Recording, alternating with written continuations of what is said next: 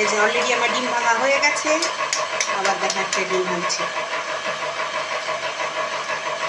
আজকে মেয়েটা নেই জানো তো, ওই জন্য বাবাকে আজকে বললাম কিছু আর বাজার দোকান করতে হবে না, কিচ্ছু দরকার নেই, আজকে চলো আমরা ডিমটাকে ভাজি, তারপরে দেখছি মনে বলেনি কি করবে। দেখো ইতিমধ্যেই দেখো কড়াইতে আমি তেল বসিয়ে দিচ্ছি দুধ গরম করতে।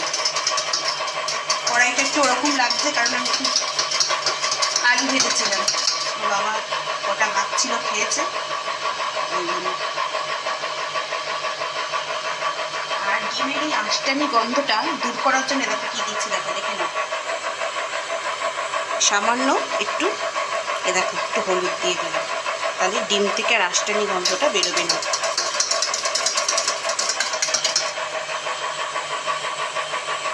চলো আমি পুরো ডিমটা একসাথে কিন্তু ঢেলে দেবো।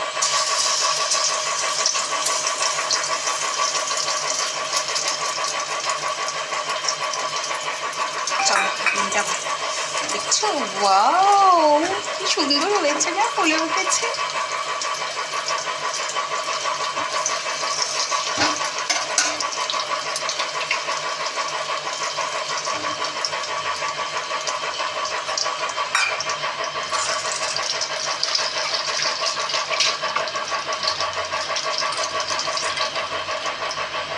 যাদের নাকে ডিমের আঁশটানি গন্ধ লাগে তারা একটু হলুদ দিয়ে নিতে পারে।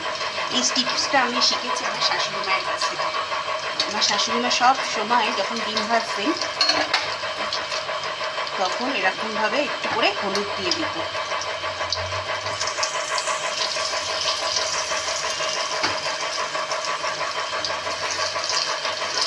তুলবো তুলবো আজকে বরকে বললাম তুমি আমার একটু ক্যামেরাটা ধরে দাও তো ফোনটা, তাহলে তো নলে ডিমটা ভাজা হবে না।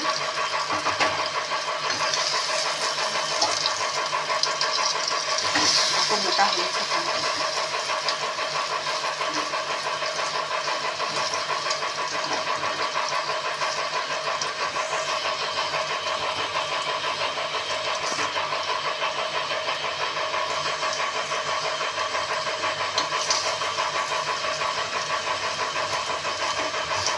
চলো ডিমটা ভেজে নিই আগে, দেখলে তো ডিমটা ভেজে নিই তারপরে আসতে দিই। কড়াইতে আলু ছেড়ে দিলাম, তেল গরম হয়ে গেছে, ডিমটা তুলে নিই।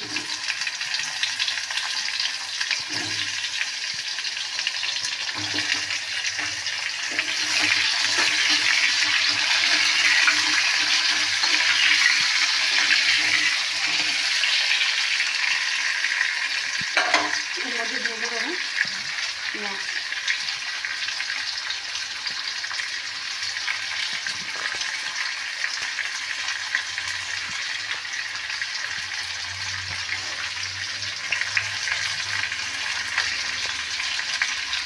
টমেটো, রসুন, আদা,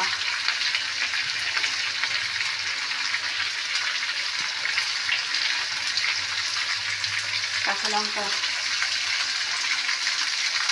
নিত্যদিন যে মশলাগুলো লাগে আমাদের সেই মশলাগুলো দিয়ে দিচ্ছি।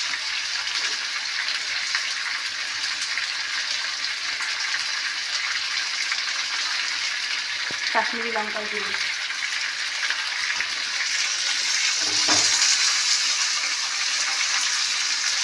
হলুদ গুঁড়ো, এগুলো তো আমাদের নিত্যদিনই লাগে বলো, হয়তো প্রতিদিন আমরা কোনো রান্নাতে পেঁয়াজ রসুনটা অ্যাড করি না, তাহলে নুন হলুদটা তো সব রান্নাতেই লাগে। কাঁচা লঙ্কা, টমেটো,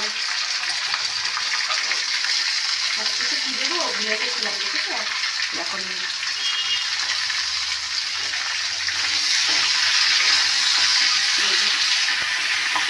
সব দিয়ে একদম চচ্চড়ি পাঠিয়ে দিয়েছি একসাথে সব দিয়ে।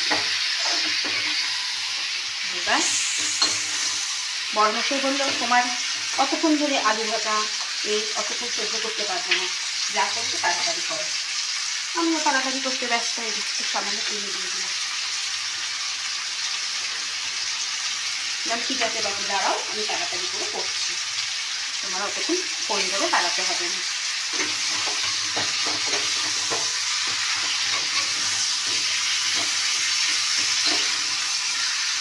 আমার বর ভীষণ ডিম খেতে ভালোবাসে, জানো তো। বলছি না, এক সময় আমরা প্রচুর ডিম খেয়েছি, আর আমার মেয়ে চালা খেতে পারি না।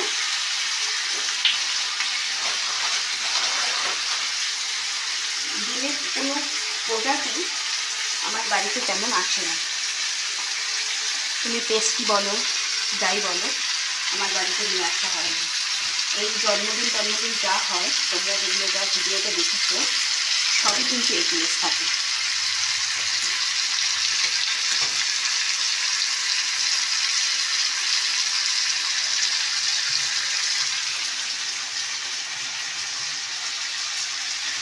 একটা রসুন ছিল, বরাবরই খাচ্ছি, দিয়ে দিলাম।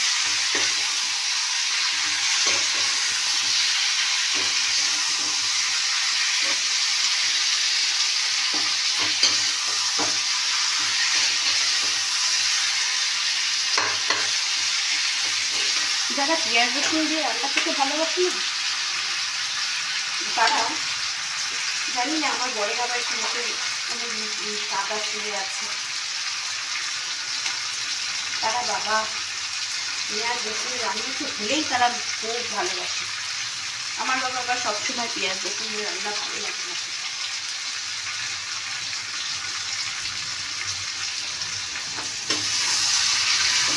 বর যখন খেতে খেতে যখন একদম পেঁয়াজ রসুন এড়িয়ে যায়, তখন বলে এবার একটু পাতলা করো, কিন্তু তখন আর পারে না খেতে। কিন্তু ডেইলি যেহেতু পেঁয়াজ রসুনের কিছু দিলে ডেইলি ভালো হয়।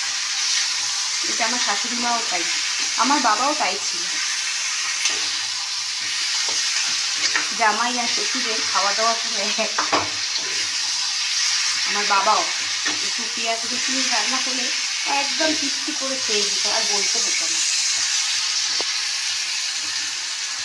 ঠিক আমার বর্মশাইও তাই রয়েছে, পেঁয়াজ রসুন রান্না খুব ভালোবাসে। আমার শাশুড়ি মাও আবার খুব ভালোবাসে পেঁয়াজ রসুন, বা আবার গন্ধতে।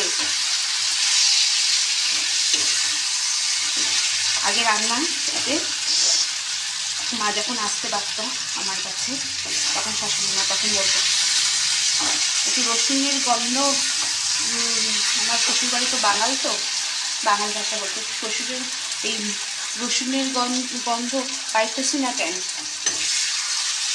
মা রসুনটা একটু কম দিয়েছি। তারপরে আস্তে আস্তে একদম মা যখন ইয়ে করতো, রসুন একদম গন্ধ একদম পরিপূর্ণ।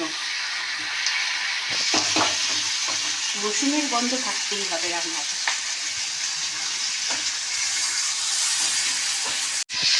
বন্ধুরা, আমার এটা কষানো হয়ে গেছে, জল দিয়ে এই মশলা জলটা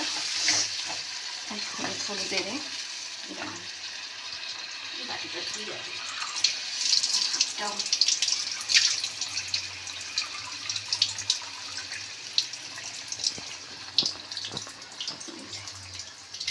একটু জল দিয়ে দিলাম,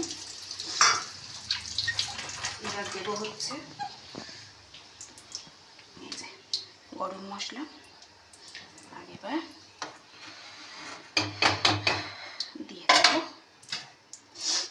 ডিমগুলো, আমি একদম কুচিয়ে নিয়েছি ছোট ছোট করে।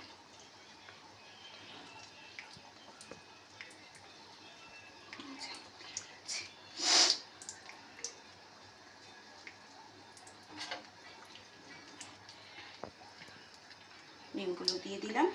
চলো এটা ফুটতে থাকুক, হয়ে যাবে, আর কিছু করার নেই। চলো, আর ভিডিওটা বড় করবো না, বক বক করে তো বড় করেই দিয়েছি। আজকের মতন এখানেই বিদায় নিচ্ছি। চলো, সবাই ভালো থেকো, সাবধানে থেকো। আজকের মতন এখানেই টাটা। দেখো বন্ধুরা, একদম হয়ে গেছে। আর আমি একটু ঝোল ঝোল রাখবো, কারণ হচ্ছে ডিমে একদম ঝোল টেনে নেয়, খাওয়াই যায় না, খটখটে হয়ে যায়। চলো, ফাইনাল লুকটা একটু শেয়ার করে দিলাম তোমাদের সাথে। বর তো তখন ভিডিও করে দিয়ে চলে গেছিলো। আমি লাস্টে ভাবলাম একটু বন্ধুদের সাথে ফাইনাল লুকটা শেয়ার করবো না, তাই একটু করে দিলাম। চলো দিলাম ঝোলঝোলি রাখবো, ব্যাস চলো টাটা।